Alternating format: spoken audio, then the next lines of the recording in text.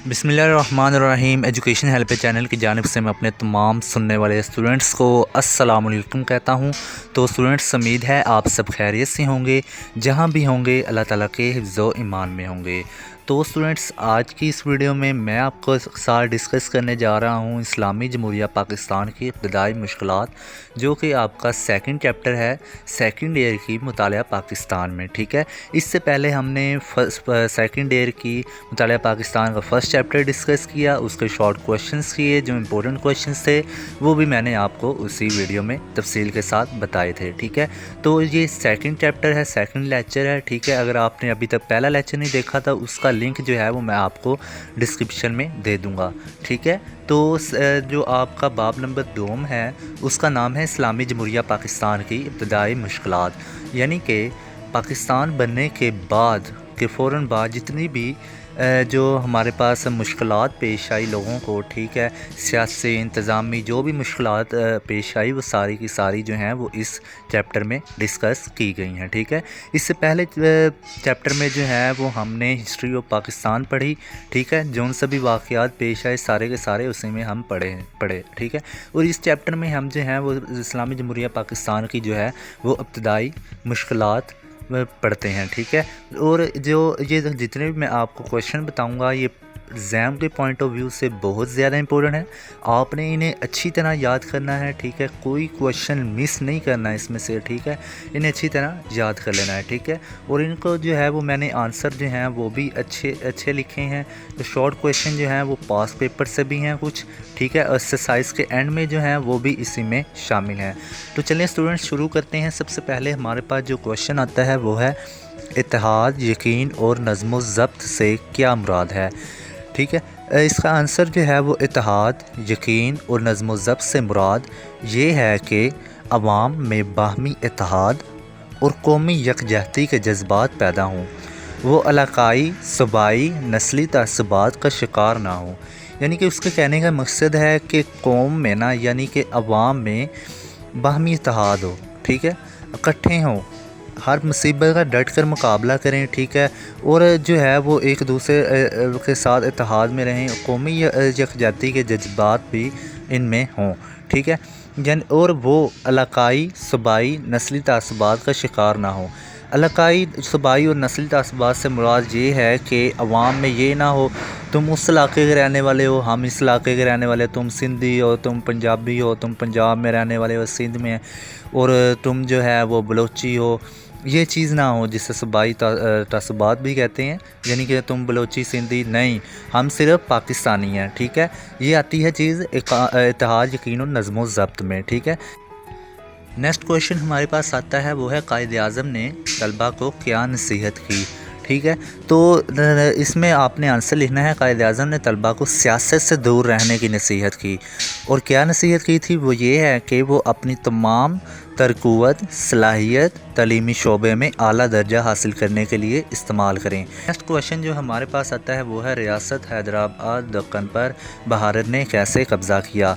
Simple आपको इसका answer बताऊंगा। हैदराबाद दक्कन का हुक्मरान जो था वो हुक्मरान निज़ाम मुसलमान था। ठीक है, वो भारत से इलाक़ पर आमादा ना था, क्योंकि जो आमादा ना था क्योंकि वो ख़ुद मुसलमान था, भारत से इल्हाक़ नहीं करना चाहता था। इसके अलावा जो उसकी आबादी थी ना उस रियासत की, हैदराबाद दक्कन की, वो ज़्यादातर क्या थी, हिंदू थी। ठीक है, हिंदू आबादी थी, लेकिन जो उसका हुक्मरान था वो मुसलमान था। ठीक है, ये कॉन्सेप्ट अपने ज़हन में रखिए। तो इसलिए जो भारत था ना, भारत ने 11 सितंबर 1948 को हैदराबाद दक्कन पर हमला कर दिया और भारत ने रियासत पर कब्ज़ा कर लिया। ठीक है, उम्मीद है समझ आ गई होगी। नेक्स्ट क्वेश्चन हमारे पास आता है, पाकिस्तान और भारत के दरमियान पानी का मसला कैसे हल हुआ। आलमी बैंक के ताउन से पानी का मसला हल किया गया था। ठीक है, इसकी तफसील मैं आपको बताता हूँ। आलमी बैंक के ताउन से पाकिस्तान भारत के दरमियान 1960 में सेंतास माहिदा हुआ, जिसकी रूह से 3 मशरकी दरिया रावी, सतलज और ब्यास, ये जो थे ये भारत के हिस्से में आए, जबकि 3 मगरबी दरिया सिंध, जेहलम और चनाब जो थे वह पाकिस्तान के हिस्से में आए। पानी की कमी दूर करने के लिए 2 बड़े डैम, तरबेला और मंगला डैम और 7 राब्ता नहरें तामीर की गई। ठीक है, سب سے پہلے جو ہے یہ ایم سی کیوز میں بھی کویشچن پوچھ لیا جاتا ہے اور شارٹ الگ سے بھی آ جاتا ہے کہ جو یہ عالمی بینک کی مدد سے پاکستان اور بھارت کے درمیان 1960 میں سندھ طاس معاہدہ ہوا۔ 1960 یہ ڈیٹ آپ نے یاد رکھنی ہے، یہ ایم سی کیوز میں پوچھی جا سکتی ہے، ٹھیک ہے، جس کی روح سے کون سے دریا جو تھے وہ مشرقی دریا تھے جو ان سے بھارت کے حصے میں آئے تھے، وہ تھے راوی، ستلج، بیاس، ٹھیک ہے، اور جبکہ 3 مغربی دریا تھے جو کہ پاکستان کے حصے میں آئے تھے، وہ تھے سندھ، جہلم اور چناب، ٹھیک ہو گیا۔ نیکسٹ بڑھتے ہیں آگے۔ پاکستان کی 2 ابتدائی جو انتظامی مشکلات بیان کریں۔ اس میں انتظامی مشکلات بیان کرنی ہے، آپ نے کویشچن پر غور کرنا ہے کہ انتظامی، ٹھیک ہے۔ اس کا آنسر ہے پاکستان کے علاقوں میں سرکاری ملازمتوں پر فائز ہندو بڑی تعداد میں ہندوستان چلے گئے، دفاتر خالی ہو گئے، اسٹیشنری، فرنیچر اور ٹائپ رائٹروں کی کمی تھی، اکثر دفاتر کے لیے عمارتیں موجود نہ تھیں۔ نیکسٹ کویشچن ہے قائد اعظم نے اسٹیٹ بینک کو پاکستان کی بنیاد کیوں رکھی؟ قائد اعظم کا خیال تھا کہ مرکبی معیشت ہمیں فائدہ نہیں دیتی، اس پر قائد اعظم نے ملک کی معیشت کو سنبھالا دینے کے لیے اسے اپنے قدموں پر کھڑا کرنے اور عوام کی مشکلات کو دور کرنے کے لیے اسٹیٹ بینک کو پاکستان کی بنیاد رکھی۔ بھارت نے پاکستان کے حصے کے اثاثے پاکستان کو کیوں نہ دیے؟ بھارت نے پاکستان کے حصے کے اثاثے پاکستان کو اس لیے نہیں دیے کیونکہ بھارت نہیں چاہتا تھا کہ پاکستان معاشی اقتصادی طور پر مضبوط ہو جائے، ٹھیک ہے، سمپل سا آنسر ہے۔ نیکسٹ کویشچن ہے ریاست جوناگڑھ نے بھارت کے ساتھ الحاق کیوں نہ کیا؟ جوناگڑھ نواب مسلمان تھا، یہ ریاست کراچی سے 480 کلومیٹر دور تھی اور پاکستان سے بحری راستے سے رابطہ کر سکتی تھی، لہٰذا نواب نے پاکستان سے الحاق کا اعلان کیا جس کی پاکستان نے تصدیق کر دی، لیکن بھارت نے کھلی جارحیت کرتے ہوئے اس پر قبضہ کر لیا، ٹھیک ہے۔ نیکسٹ کویشچن ہمارے پاس آتا ہے، وہ ہے اسٹیٹ بینک کو پاکستان کی بنیاد کس نے اور کب رکھی؟ قائد اعظم نے 1 جولائی 1948 کو اسٹیٹ بینک کو پاکستان کی بنیاد رکھی۔ تشکیل پاکستان کے بعد پاکستان کی 2 ابتدائی مشکلات بیان کریں، ٹھیک ہے، کوئی سی بھی 2 آپ نے لکھ دینی ہے، جیسے کہ مہاجرین کی عبادتکاری، سرکاری دفاتر کی کمی، یہ ٹھیک ہے، یہ 2 آپ لکھ دیجئے گا۔ مہاجرین کی عبادتکاری کے لیے جو اقدامات کیے گئے مؤثر تحریر کریں، ٹھیک ہو گیا۔ مہاجرین کو عارضی کیمپوں میں رکھا گیا۔ دوسرے نمبر پر حکومت اور عوام نے مل کر مہاجرین کی ضرورتوں کو پورا کیا۔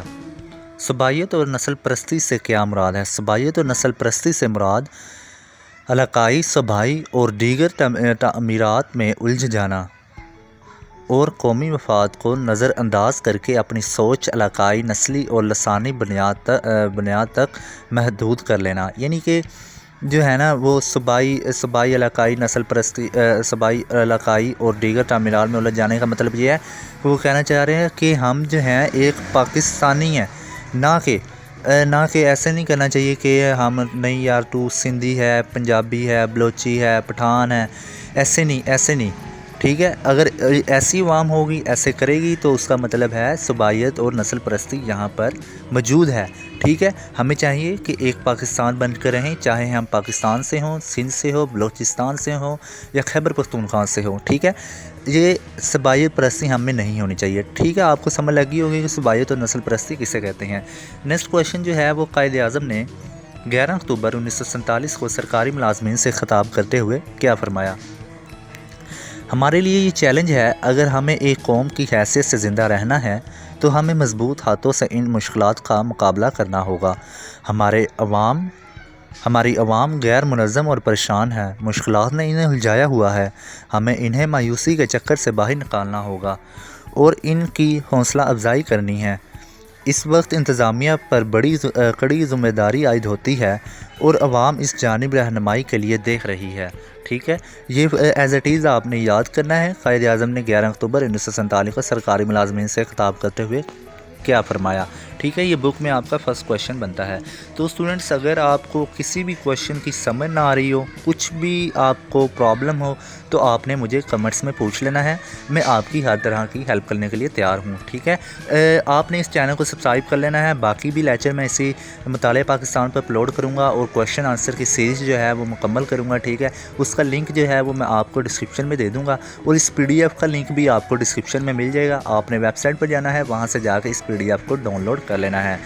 तो उम्मीद करता हूँ स्टूडेंट्स आपको वीडियो पसंद आई होगी। मज़ीद वीडियोज़ के लिए चैनल सब्सक्राइब कर लें। अपना बहुत सारा ख्याल रखिएगा। अल्लाह हाफिज़।